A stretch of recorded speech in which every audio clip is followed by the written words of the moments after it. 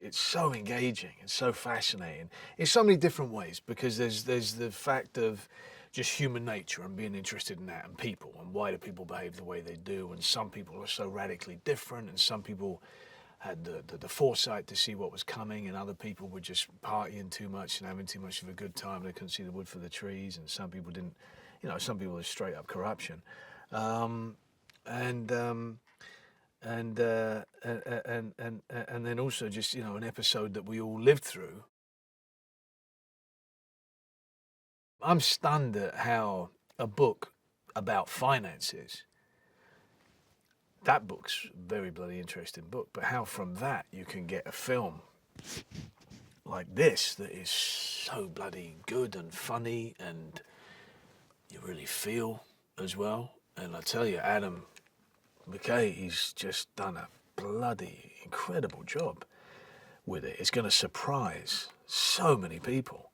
And I thought this was going to be really good, and it's way beyond my expectations. He had just a really wonderful backstory. He, uh, uh, he was in neurology, and he felt that that wasn't really engaging enough, right? So he in his spare time, he's one of those people that just never stops. He accomplishes so much in each and every day, and he's really got such a brilliant mind. And he's also such a family man as well. Like, that's really all that he cares about is doing the trades, and really ironically looking for longs most of the time rather than shorts, and then being with his family, and so he started up a little web page where he just gave his opinions on the market, and people started paying attention, and started to make a lot of money off of his advice. And this kind of grew, and he took, I think it was only like 50,000 that he got left after his father died, and then turned it into this just ridiculously profitable fund called Scion, which was after one of his favourite science fiction books. He discovered that these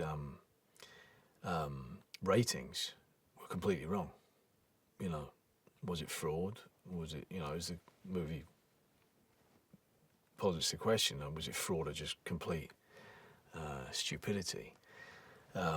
But he noticed that the ratings did not match the quality of the content, and so as he dug deeper and deeper into that, he realised the whole bloody thing, was spinning plates that were going to fall very quickly. He had to go to the banks and explain to them what he wanted, which took a while, but then they thought that he was a complete fool, because how could they fail? So they just said, fine, Mr. Burry, if you want us to take your money, we're Wall Street, we're going to take your money. And he said, yeah, okay. And they worked out, the credit default swap, and then he went so much bigger than they ever expected. And so, amongst the sort of in crowd, he was a joke, because they just thought, here's a man who just threw away, actually 1.3 billion. And ultimately, he entirely had the last laugh. He was right all along. I wanted to be, whilst being completely respectful to him, you have to recognise there's a great vulnerability to Mike, in that he is so brilliant, and that he does feel so much as well.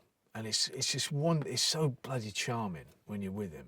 You want to kind of be friends with this guy, because he's a good guy, and I wanted to try and get that across. There's an awful lot of details and mannerisms and all that kind of stuff, and that's good, and it's you use it as a sort of a mast to get your way through the character. but none of it means crap unless you know, you get the essence of the guy, and the essence of the guy is a man that I grew to like a great deal. It was in talking with Adam and hearing just, you know, man, this guy was so obsessed with this subject, and you know, I want to work with people who are obsessed with what they're doing. You know, I don't want to work with anyone who's just sort of, you know, phoning it in and, oh, yeah, it's all right, I could do it or do something else. I want someone who's going, I got to do this film. I got to do this film. So that's very attractive. And then, of course, you know, he was talking about Brad was already involved, and he was talking about Steve and Ryan and all the other potential casts. I was going, bloody hell, this is fantastic, and unlike anything I'd done before. So yeah, I went, all right, yep, I want to be a part of that. His incredible skill with utilising, you know, all his experience. I mean, he was the head writer on SNL for a long time, and then all the comedies he's done. Using that to his advantage, but then pulling back, you know, and coming up with this, The Big Short. I think the sky's the limit for that guy. I'm so impressed with him and his talents. You know, I think there's no end to what we're going to see him doing. When you're involved in a film, yeah, you can be accused of sometimes thinking that, you know, maybe it's going to be a little more important than it ever really could be, you know, because you're right in it, you know, it becomes your world. But bloody hell, wouldn't it be wonderful if this was sort of the straw that broke the donkey's back and really brought about some serious change, that it was a real game changer? Wouldn't that be great?